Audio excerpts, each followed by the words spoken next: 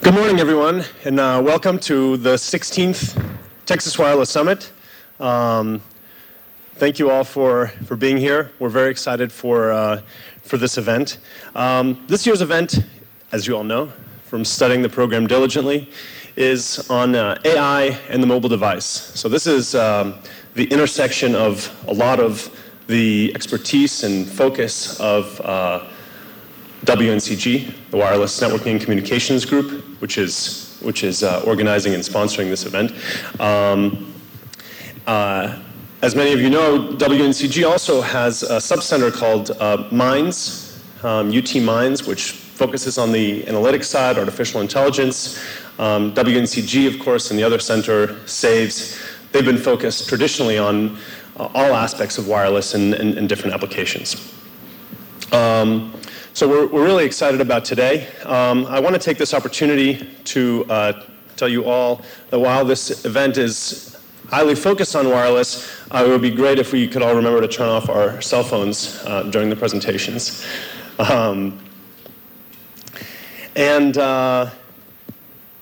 Finally, I want to say up front how thankful we are also for the support of our staff who have worked so hard to help us. Karen Little and Teresa Orndane, Jamie Udon, and Apipol Piman have helped tremendously, so we're really thankful to them. I'm going to turn it over to my colleague Sujay Sanhavi.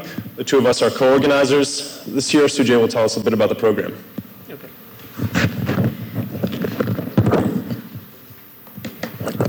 Yeah. Hello? Yeah. Hi. The program for this TWS is focused on the interplay between AI and the mobile device. As you know, as you are well aware, AI is changing all aspects of life, and for most people, the primary way they'll interact with AI will be through the mobile device. And so the two kind of parallel and interacting themes of this summit are how can AI help us engineer better wireless systems? And on the other hand, how does AI need to change to be able to be done on your phone as opposed to in a data center? Right? And so we have two keynotes today. The first one, who's just following the introduction, is by Rajiv Laroia, and the second is by Thad Starner, who will be just after lunch. We also have two panels, each one focused on, more focused on the two themes. So the one that's in the morning before lunch will be focused on the opportunities that are there in completely re-engineering wireless systems using AI. And the one in the afternoon will be about how does AI need to change and how does wireless hardware and communication protocols need to change to support AI. Okay? I think I'll hand it back to Constantine. Thanks, Sujay. I want to say also a few words of thanks to our sponsors. So nominally, our sponsors are responsible for different parts of the event today, but generally they're the ones that make the entire thing possible. So we're really thankful for them. Norton Rose Fulbright, they're an international law firm. They sponsored the fantastic VIP dinner last night. Holland and Knight is also a law firm that is sponsoring this event, and they've been longtime friends of WNCG. They're sponsoring the lunch today. Huawei has been instrumental in their support of the group in terms of research and in terms of support. They're also supporting this event. They're responsible for the amazing breakfast that I hope all of you got a chance to have. And also after the event today at 5 p.m., there's going to be a reception that they're also sponsoring. I also want to mention RCR Wireless. RCR Wireless, they are recording and live streaming this event, and we've had a long time relationship with them, and this has been really helpful, and we really appreciate our relationship with them. Of course, I want to thank the ECE department and Cockrell School of Engineering, also been very supportive they built this entire building so that we could have our annual events. So it's really a wonderful thing. Okay, so I think we're a few minutes behind schedule, but you know, we've built in Slack into the system, so I think that we're okay. But I want to move directly into our first talk. So I'd like to introduce our first keynote, Rajiv Laroia. Rajiv has been a longtime friend of WNCG. He's worked closely with many of us in different capacities. He's a technologist and entrepreneur. In 2013, he received the IEEE Innovation Award. He's a world-renowned wireless expert. He was the CTO and co-founder of Flareon, later acquired by Qualcomm, and now he's the CTO and co-founder of Light. And we're really excited to have you here. Great to see you again, and we're excited to hear what you're going to tell us about Light and what's new in the world of cameras and photography. Thanks, Constantine.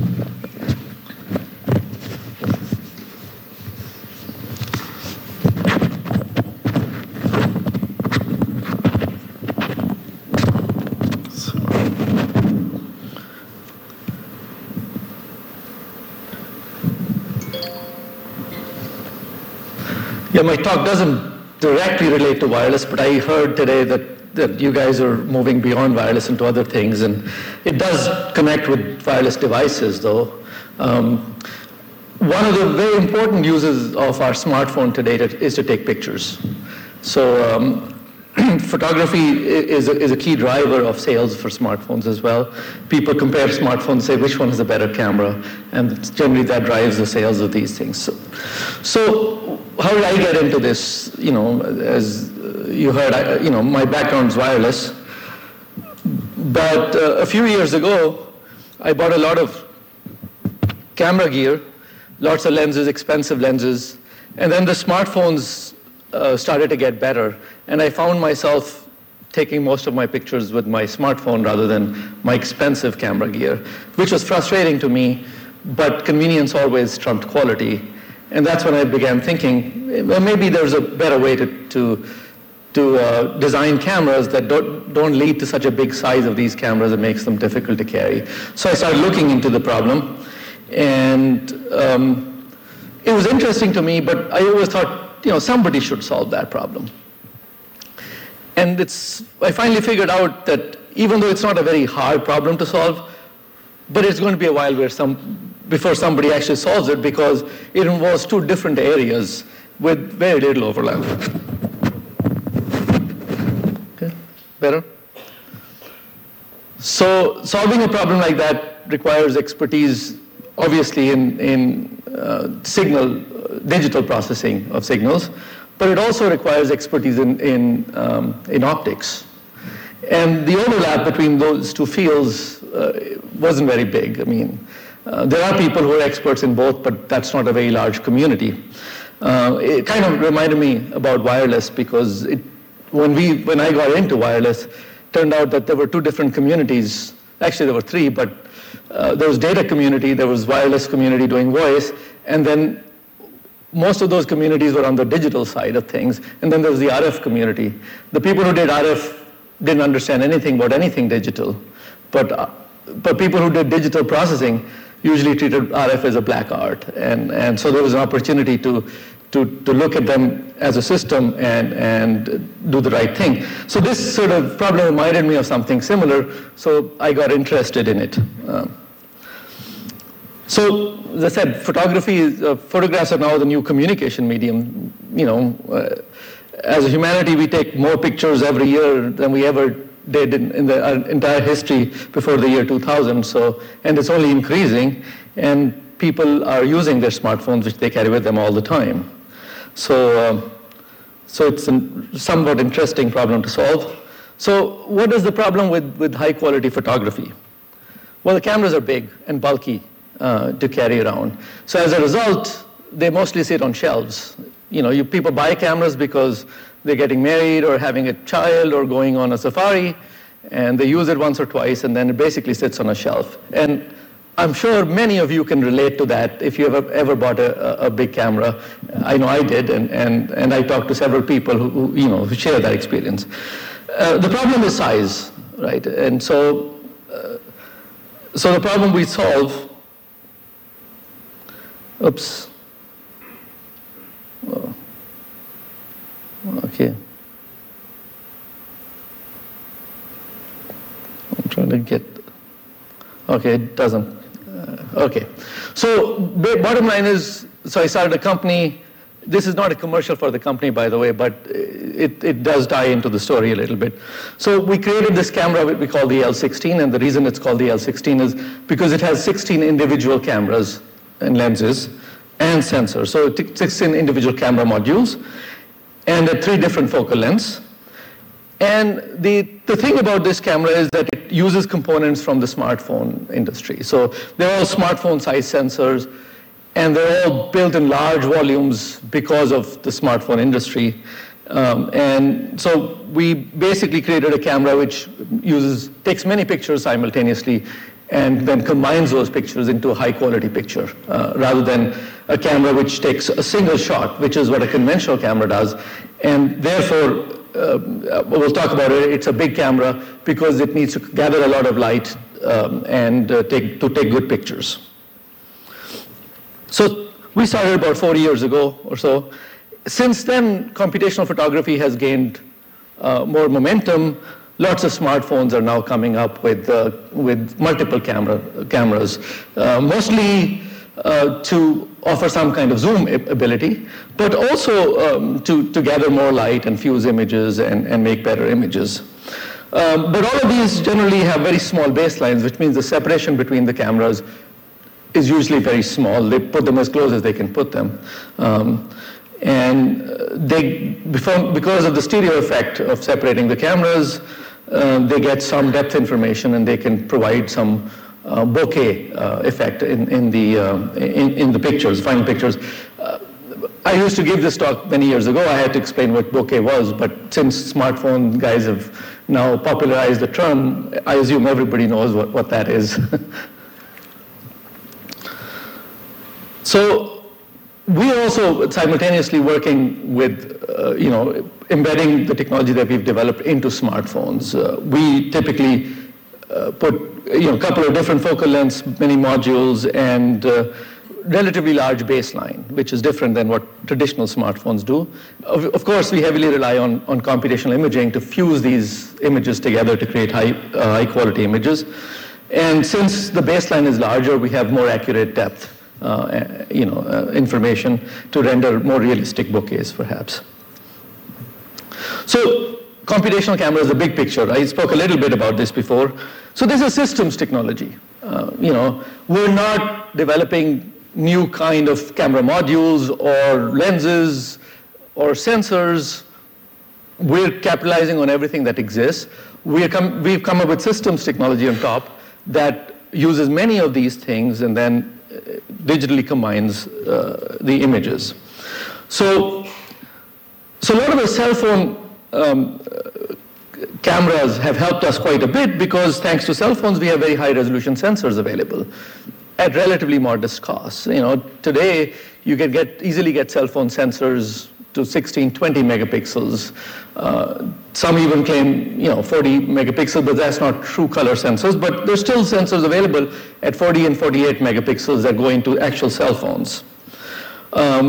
Now, sensor resolution doesn't always translate into picture resolution. Just keep that in mind. But the fact is that the sensors are available at high resolution. We also have molded plastic lenses now, which are very inexpensive. And I'll talk a little bit about plastic lenses. It's a key enabler for us to develop a camera like this.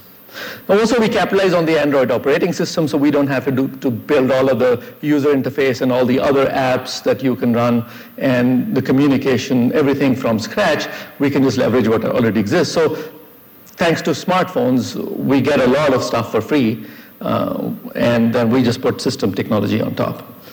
So let's talk a little bit about molded plastic lenses. Now, if any of you have SLR cameras, expensive cameras, usually if you're a Canon person, they have something called an L series lens. It has a red ring around the lens.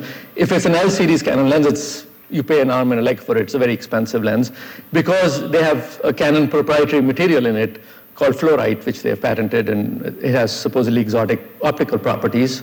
So, so they're pushing exotic materials in lenses to make good lenses, right? Good lenses.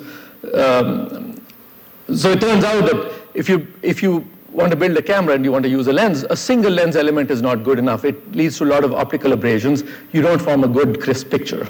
But you use multiple elements with slightly different refractive indices, different properties, so that all their aberrations cancel each other and you get a good image at the end.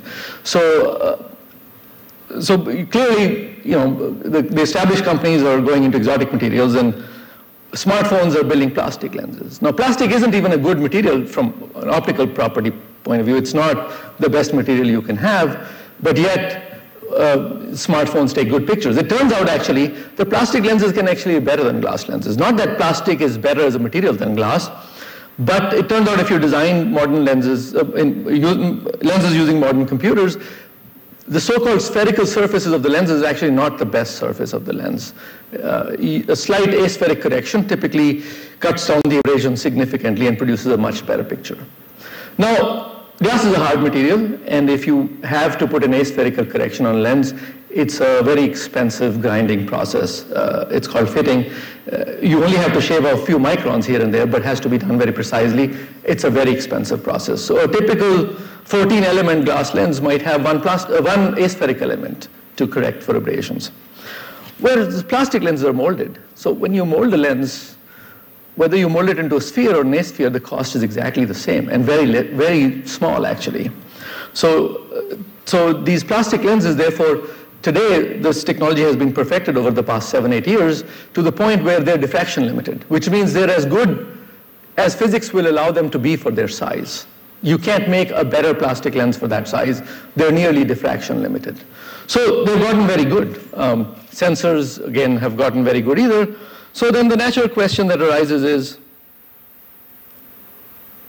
and also inexpensive, a diffraction limited 5-element plastic smartphone plastic lens costs about $2 in volume, right? And a 13-megapixel sensor costs about $3 in volume. So you look at, thanks to the smartphone, the cost reduction that has happened.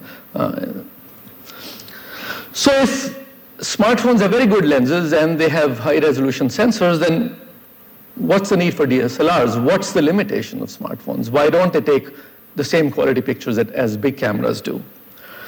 There are a few main issues. One is that they collect very little light. They have very small openings. They collect very little light. And it turns out to make good pictures, you need to collect a lot of light. And that has to do with the quantum mechanical nature of photons. If you collect very few photons, the pictures are very grainy and noisy. And there's not much you can do about that. That's a very fundamental process. Also, the sensors, since in a small sensors, you cram 16 million pixels, each pixel is going to have a very small area. It's going to be a very small pixel. So you can think of a pixel as collecting light. If it has small area, it can only collect a small amount of light, which again leads to the fact that the pictures are noisy.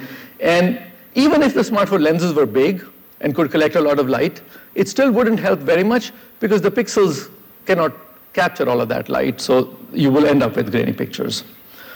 So as a result, so low light performance is also poor for these phones, even though it's getting better as time goes by.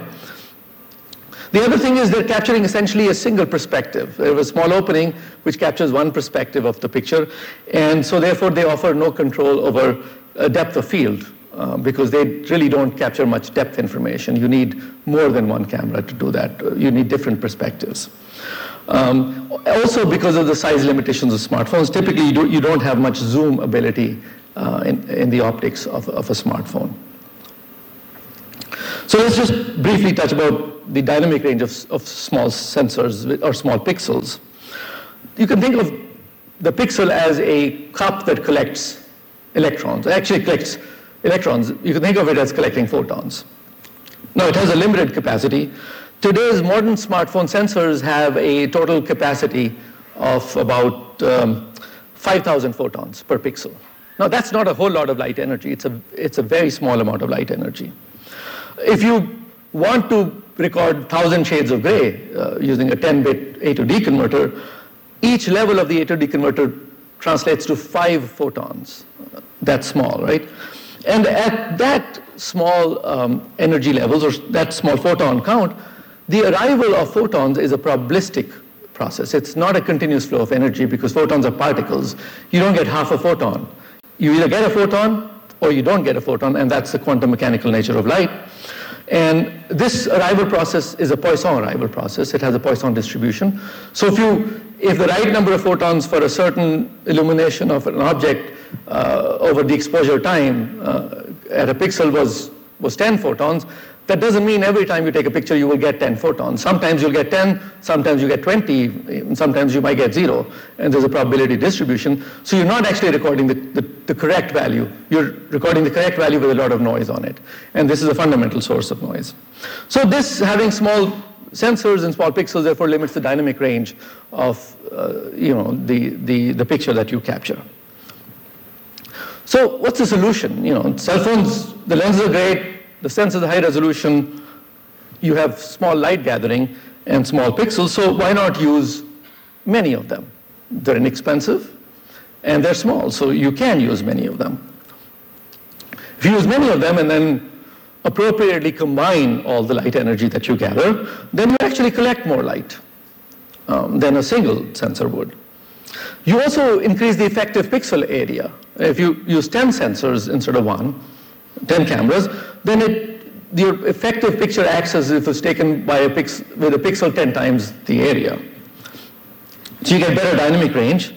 You can also, if you're using many sensors, you can also do other tricks like, color information isn't as important, so you don't need to capture it from all of them. You can use some panchromatic sensors, which for a given exposure time will actually capture more light, because when you put a bare filter on it, you reject 2/3 the light. A red pixel will reject green and blue light. A blue pixel will reject, red and green light. So you're rejecting 2/3 of the light. So you can play these tricks, and also you can expose them differently, different sensors differently. Also, by doing so, you capture multiple perspectives, which gives you the ability to actually figure out the third dimension of the scene. So doing so, you can actually, when you take a picture, you don't just take a 2-dimensional picture, you actually take a 3-dimensional picture. You know the depth of every object in the scene, how far it is from the camera, so you just don't capture X, Y dimensions, you also capture the Z dimensions. And of course, once you have the depth information, you can use it to offer all the same features that large cameras have to control the bokeh and depth of field. So how does a big camera take a picture? It's actually amazing that you can say a lot about how the cameras take a picture without knowing anything about optics, just from common sense. So when we take a picture with a camera, a big camera, so let's do an experiment. So what the lens lets the light through and then forms a picture on the sensor.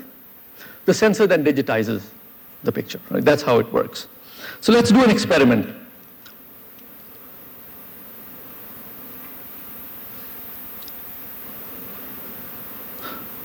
One sec. Okay, so let's do an experiment. Let's cover the lens with opaque paper and open a small hole A in the lens, and now try to take a picture again. You essentially take the same picture as you would take without covering the lens. The exposure time will be larger because less light is going through, but you essentially take a picture that looks very similar. Now, if you plug hole A and open another hole B, you take a picture, it'll essentially be a very similar picture. Similarly with C and D. The pictures taken from A, B, and C will look very similar. They'll be taken from slightly different perspectives, right? But they will look very similar. So the truth is that every piece of the aperture forms a complete picture on the sensor, right? What is the function of the lens? What the lens does is to combine these pictures in the analog domain into a sharp picture at the sensor, which then it gets digitized by the sensor. So what does it mean? Actually, let me go back to the previous slide.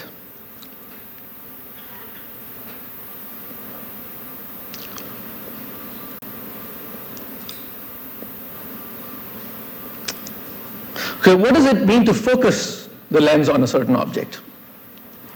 So when you focus the lens on a certain object, the picture of that object from the various pieces of the aperture that's formed on the sensor are formed exactly at the same place in the sensor.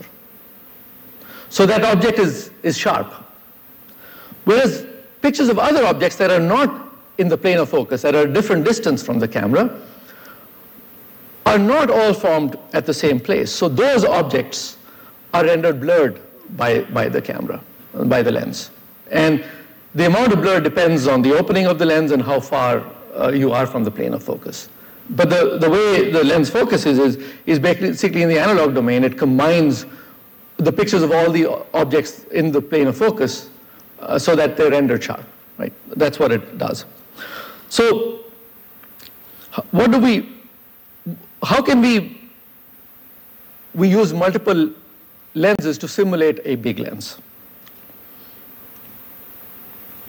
So what we can do is, if we had these 4 openings, if at each of these openings you put a small camera, which has the same field of view as the big lens. So it looks at the same scene, the same field as the big lens. Then the camera placed at hole A actually captures the same picture that part of the aperture was drawing on the big sensor. The camera placed on hole B captures the same picture that part of the aperture was drawing on the big sensor, right?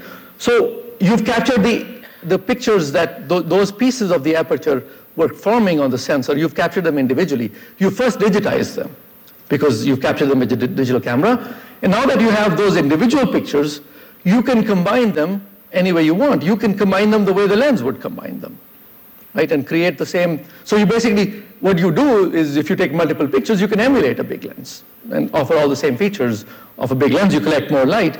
And and the lens has only one way to combine all those pictures. It's built into the hardware of the lens, right? When you combine things digitally, you have a lot more flexibility, and you can do things that the lens doesn't offer. The abilities of the lens can also be done if you do things this way. This is just a picture of the lens array inside. I have the camera here with me if somebody wants to see. This is the camera we developed. This is a picture of the lens array inside the camera to show you how packed it is. But they're all small lenses with different focal lengths that we can cram into a small space. There's 16 of them. 5 of them at 28 mm focal length equivalent, and 5 at 70, and 6 at 150. So, as I said, 3 types of prime lenses in this. So the 28 mm is the widest lens. It captures the widest field of view. The 70 mm lens captures about the middle quarter of the 28 mm field of view, and the 150 mm lens captures the middle quarter of the 70 mm field of view. So how do we take a picture with this camera? So let's say we want to take a picture at 28 mm focal length. So we're going to use 10 of the 16 modules to capture, and we're going to use them simultaneously. So we're going to take 10 pictures simultaneously. We're going to use the 528 mm modules and the 570 mm modules, and this is how we're going to use them. So we're going to use the 528 mm modules, which take the same picture essentially from slightly different perspectives. We'll take 5 pictures. Then we have the 70 mm modules there. We use them for zooming, but we have them there, so we might as well use them in the 28 mm picture as well. So normally the 70 mm module would take the middle quarter of this picture, and all of them will take the middle quarter, and so you'll get information in the middle quarter, but nothing on the boundary. So what we do is we change the optics. We move things a little bit in the camera. So one of the 70 mm actually takes one quadrant of the picture. The other one takes the other quadrant. The third one takes the third quadrant. The fourth one takes the fourth quadrant. And we use a fifth one that's in the center. Now, remember, each of the 70 mm modules is a 13 megapixel sensor, capturing a quadrant of the picture. So we have the total information we capture is at 28 mm, it has now 52 megapixels of resolution, if we combine them properly.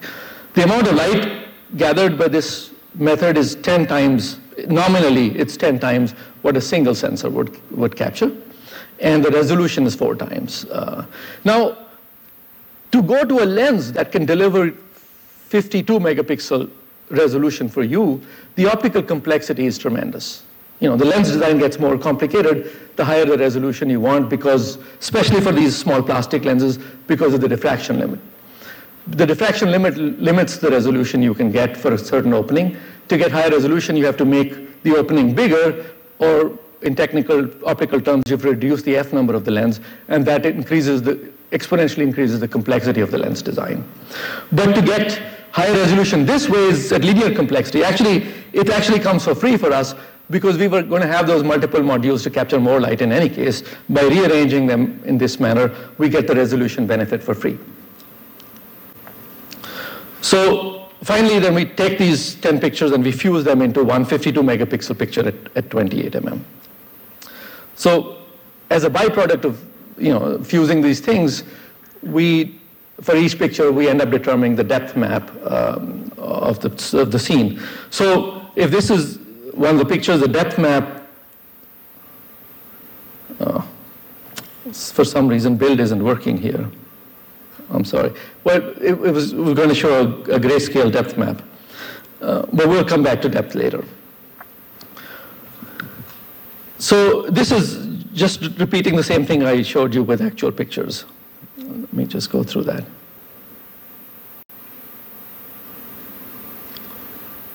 So you take 10 pictures and you fuse them into a single picture, and then because you have depth information when you fuse them, you can also use it to change the depth of field in the bokeh.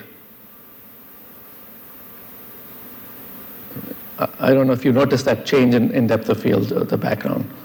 For some reason, build isn't working properly on this setup. So similarly, taking pictures at 70 mm, what you do is you use 11 cameras effectively.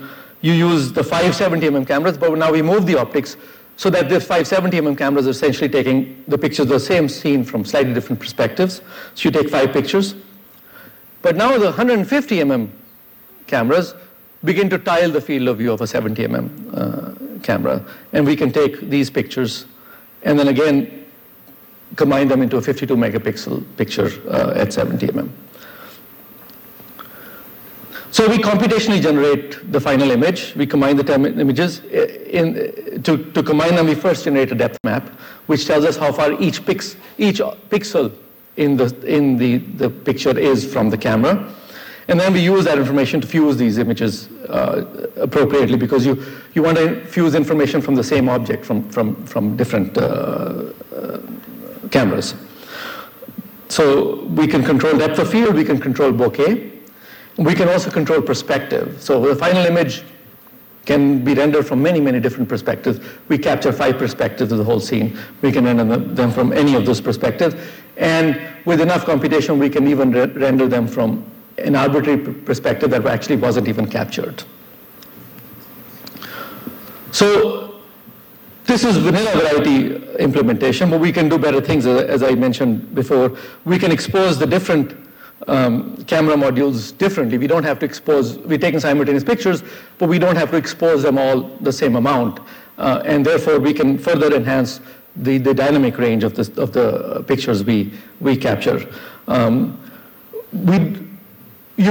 Everybody uses here, Apple technology, most people, and Apple introduced HDR, where they take pictures in time and then do the same thing. But we do it with pictures taken simultaneously, so motion has no effect on that. This also increases, we can enhance low light performance by using some sensors without color filters, and they capture more light for the same exposure time, and therefore, for a given exposure time, which is important in low light conditions, you end up gathering more light and rendering a better picture. So there's some limitations in the camera. Let me just talk about a couple of them. Aperture control. So typically, a large lens will allow you to step down the aperture and take pictures, and the smaller the aperture, the larger the depth of field or the focus region of the camera. Now, we have no explicit aperture control in this camera, and that's by design. Remember, we are using small plastic lenses which are diffraction limited. So if you step them down by closing their aperture, the diffraction limit is going to dictate that you render a blurrier picture than you otherwise do. So we don't have explicit control over apertures. Each picture is very large depth of field, and so they're taken with small apertures, and you can simulate larger apertures if you want to. So what we're doing is each of our pictures represents a very small aperture, which you can then use to simulate larger apertures. What big lenses do is if you take them fully open, they're the large aperture, and then you can cut down the aperture if you want. We go the opposite direction. One of the limitations that comes with not having aperture control is if you want to picture waterfalls with very smooth water taken over large exposure times, even though the exposure time required to take a picture would be small, but you want to smooth out the water, so you want to take a large exposure time picture, so you cut the aperture to some very small amount, so let a little bit light go through, so you can actually increase the exposure time and get that effect, the artistic effect. Well, we can do the same thing by taking multiple pictures and fusing them together over time. So we can overcome everything digitally in the aperture control. The other thing we do not have in this camera is a mechanical shutter. Typical cameras have mechanical shutters. They have typically a curtain, and the curtain opens and the exposure starts, and then the curtain closes. We didn't want to deal with the complexity of installing 16 mechanical shutters on the device, especially as a startup. The first device we're building, you make it too complex, you never deliver anything. But so there are some disadvantages. The shutters we use are similar to what your smartphone uses, which is called an electronic rolling shutter. What an electronic rolling shutter is actually doing is you're actually not taking the picture at a given time. You're actually scanning the picture from top to bottom, typically, in about a 30th of a second or something like that. So it's actually a scan rather than a picture taken at one time. But all our scans from all the cameras are coordinated, so a given object is always exposed at the same time from all the cameras. So one of the negative effects of scanning, now even mechanical shutters are scanning, they're rolling shutters, but their scan speeds are a lot faster than 1/30th of a second. So the artifacts associated with them are less than what we see here, and most of the artifacts here are related to motion. So if your scene has motion, let's say a ball is falling down, and you're trying to capture it, and your scan is going like this, the ball might appear to be longer in one dimension. So even though the ball's round, it might appear to be elliptical, and that distortion is the result of the fact that you have rolling shutter, and the faster the speed of motion, the more the distortion because of rolling shutter. So just talk briefly about generating depth map. So to fuse the pictures together, we need a depth map. So we have multiple perspectives of the same scene. We can use that to generate a depth map pretty much like your eyes do, right? We have two eyes, and that helps the brain see in 3 dimensions, because it turns out that the shifts that various objects see in the 2 images that you take are different, and it depends on how far the object is. So by comparing where a given object is in both the images, you can actually figure out how far the object is from the camera. This is also called parallax, and you can do depth based on parallax. 2 cameras, depth is not very robust, but if you use multi-view cameras, you can get very robust depth.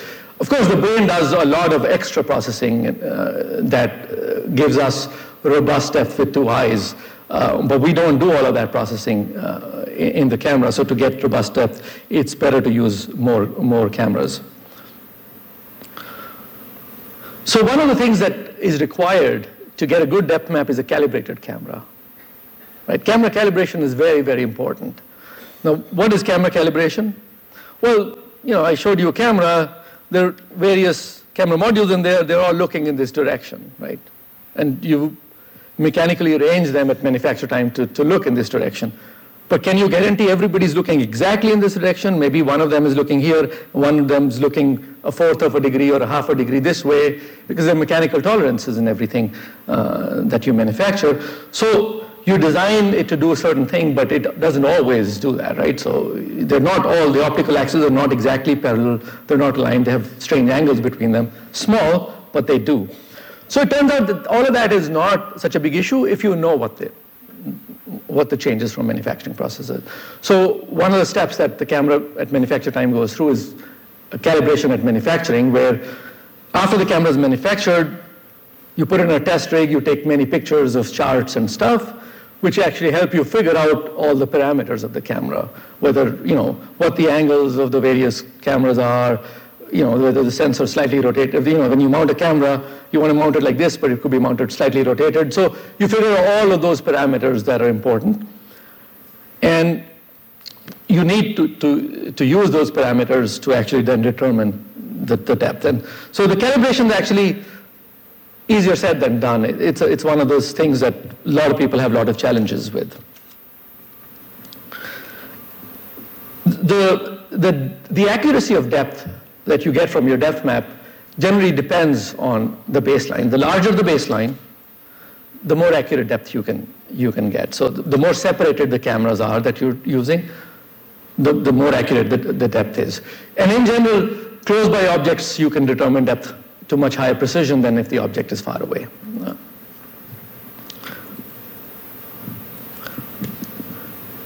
So just briefly speak about camera calibration. So it turns out these cameras so most of the calibration is done based on the pinhole camera model, idealized model of the camera. It turns out that these cameras are not idealized cameras. They have deviations from ideal behavior, significant at times.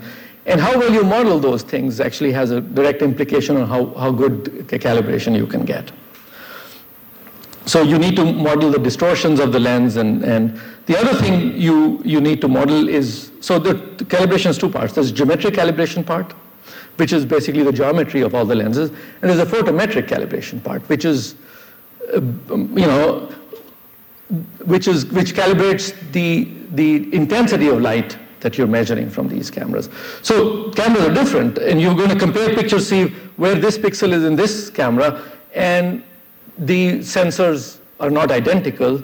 The light recorded by one sensor and the lens may not be the same as the other one. And if they're different, then you may conclude that these are not the same pixels when they are. So you have to actually do a photometric calibration of the camera as well.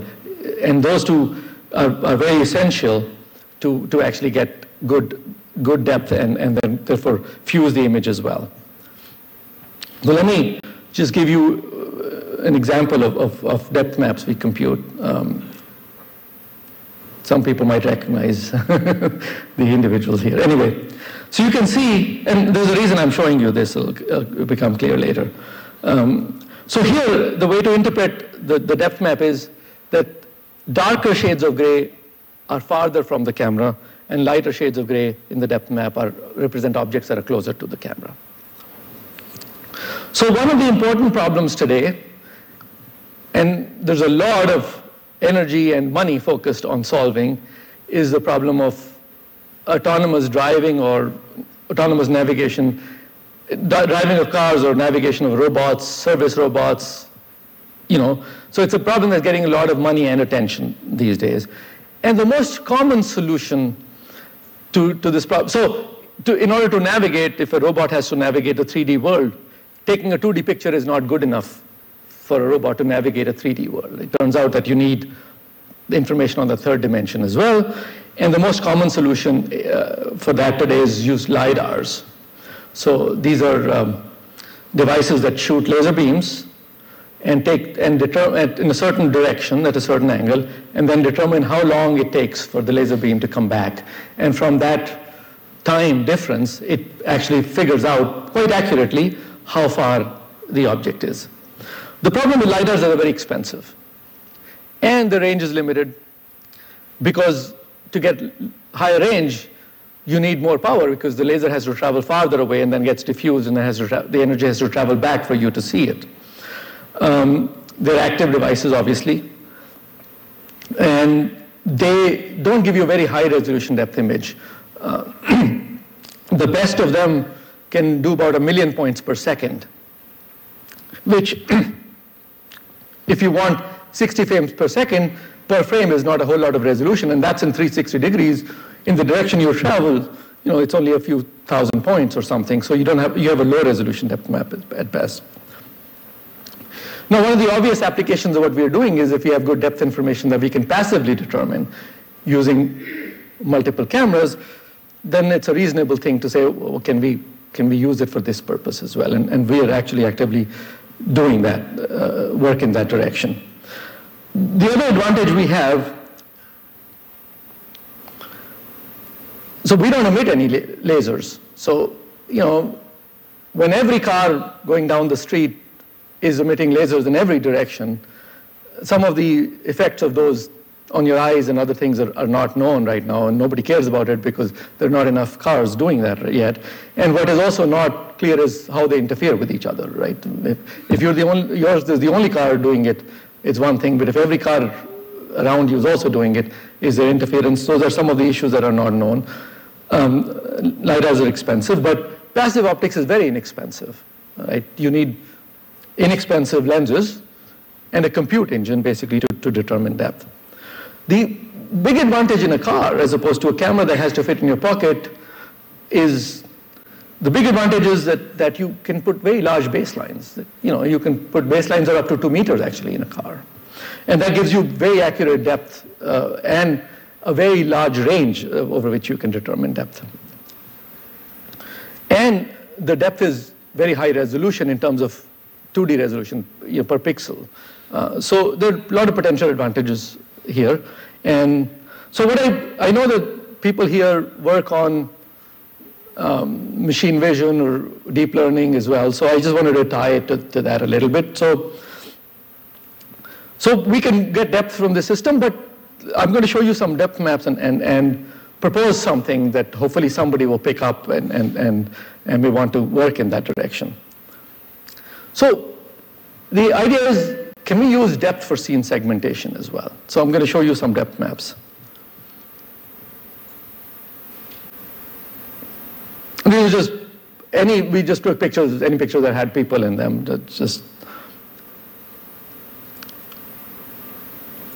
So you can see that even if I don't show you the picture, let's say, oops, I don't know how to go back, okay. If I didn't show you the picture, I showed you only the depth map, can you tell if there's a person in the scene? Most of the time we looked at lots of pictures. It turns out that the way we recognize these things is basically looking at all sorts of edges.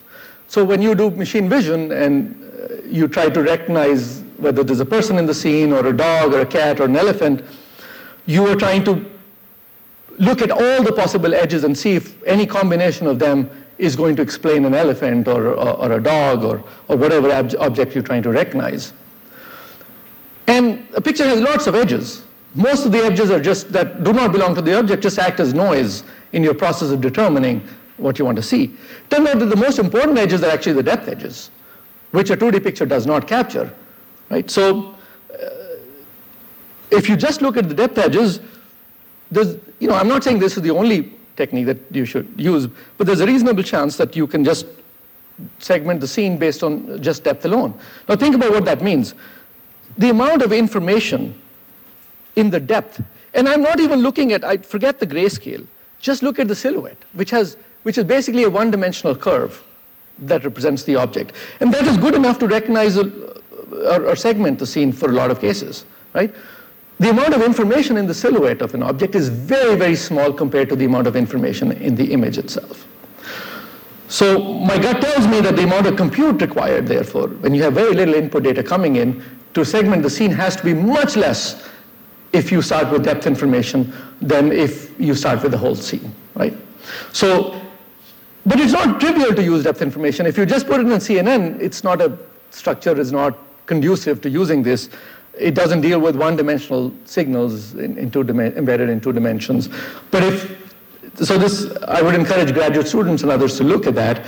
Using depth information for that purpose seems to make a lot of sense to me and probably will result in a much faster scene segmentation. And you don't have to rely on it exclusively, but you can also augment your other scene segmentation by putting depth information, because you're basically telling your compute engine what the most important edges in a scene are. So yeah, I just wanted to end with that note, because I knew I was talking to an audience of machine learning people as well today. Thank you. Thanks for your patience.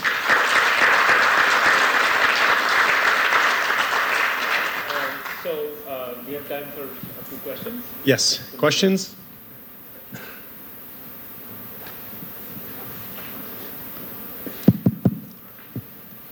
So I'll give you the opportunity to do some marketing for the company. How do you differentiate yourself from the competition? How do you become the Apple in your field? And in fact, how do you protect yourself from an Apple or a Samsung or somebody else? How do we become an Apple? I have no idea. We just work hard, and hopefully, if we get there, we get there. But traditional method of protecting yourself is typically have patents around it. But they don't work very well here, because a patent is only useful if you can tell if somebody's infringing. Most of this technology, people will, even if they copied our technology, they'll produce an image. We have no idea how they produce it, so we have no idea whether they're infringing our patents or not. So other than for things that we can actually prove somebody's infringing, what we do is we don't patent stuff. We just keep it as a trade secret. Hopefully that'll give us enough of a head start to protect ourselves. And other people will try to copy sooner or later. I mean, world is already moving in that direction. And I think some analysts predicted that cameras on a smartphone are going to be like razor blades on a razor blade. It started with 1, now it's up to 6 or something like that, and it's going to be the same model with cameras. Because people need some way to differentiate smartphones. They're all becoming the same, actually. They all have the same operating system and same apps. Everything's the same. The only few things that distinguish is all the analog parts, the quality of the screen, the audio, and the camera, basically. So I think this is going to evolve in that direction further. I don't know if it answers your question, but... Yeah, a question. So what's the BOM cost of one of your apertures? What's the file size typically of one of your pictures? And what kind of traction do you have with any customers that you're willing to talk about? Thanks. Well, it's not a perfect camera. It's not for everybody, because there are extra steps on processing. So if you want the good, the bad, the ugly on the camera, there are a lot of user groups that have bought the camera. You can go take a look. It turns out that people who love the camera most are the professionals, because they don't mind the extra step they want. So, but the BOM cost, I can tell you the BOM cost of individual components. We don't disclose the BOM cost, but the individual cameras have the lenses and sensors have small cost. But there are other costs. In this business, cost is very sensitive to, dependent on volume. So the larger quantity you can produce, the smaller the cost is. So BOM cost in small quantities actually has not much meaning. And the file size, right now we do not compress the files, but we're going to release a software update, which we do. Our file sizes are very large. They're 160 megabytes because we are storing 10 images uncompressed right now. But that will come down drastically. So the good thing about this camera is that every software update, it becomes better, because the hardware is the same. We introduce new features. We're going to take 2 more questions while our next speaker sets up. I'm going to move out. So what is the accuracy of your depth map? Let's say at 150 meters, what's the accuracy? What's the error? So that depends, right? So this thing has a certain baseline that will govern the error, right? Off the top of my head, I can't tell you what it is, 150 meters. But in general, the farther you are, the less accurate it is. But which is fine for a lot of the applications we talked about. But you're talking about self-driving cars, so we need very accurate depths. Oh, you need very accurate depth close by. If the thing is a kilometer away, whether it's a kilometer away or a kilometer and 10 meters away, it doesn't matter to anybody. When things are close by, you need accurate depth, which is exactly the behavior of these systems. You get much, and remember, the car is different than the camera, because the baseline in the car can be much larger. So up close, you can get millimeter level accuracy. Close meaning what, 50 meter? No, up close means, 5, 10 meters, you can get that. 50 meters, you get, less than that. But as the object gets closer, your estimate becomes more accurate. Okay, yeah, thanks. I promised him. Very interesting talk, thank you. So there's obviously a lot of work gone into system integration, algorithms, bringing all those models together. So what was the hardest part of doing this? Was it the algorithm part? Was it system integration, the actuators that you built around to move the camera to align the field of view, calibration? I don't know, I mean, can you give us a feel for, and obviously there's a lot of IP involved, right? So I'm, in some sense. Yeah, but the answer isn't what you would expect it to be. So there was nothing easy. But the hardest part wasn't any of the technology pieces. It was getting the supply chain to deliver to us. So as a startup, we went to Sony, can we use your sensors? They essentially said, no, you're too small, right? When we produced the camera, they came to us and said, can you use our sensors? That was a different story. But in the beginning, and the supply chain, you go to somebody, say, I want this, they say, okay, yeah, I'll make this for you. How many million do you want? Well, I want 10,000. You say, okay, well, come back when you want 1 million, I'll make it for you, right? So those things were the hardest things. And quality control, because it's a smartphone supply chain, they don't understand that we're not making a smartphone, we're making a higher end camera. So they'll cut every corner when you're not looking. So you really have to be on top of things. And we wasted a lot of time and money because they'll send you some samples which work, and when they actually deliver the parts, they don't work, and it takes a long time to figure out that this. So those challenges were actually much bigger than any of the technical challenges that you might have expected me to say. So anyway, thank you. Thanks very much. Oops, sorry.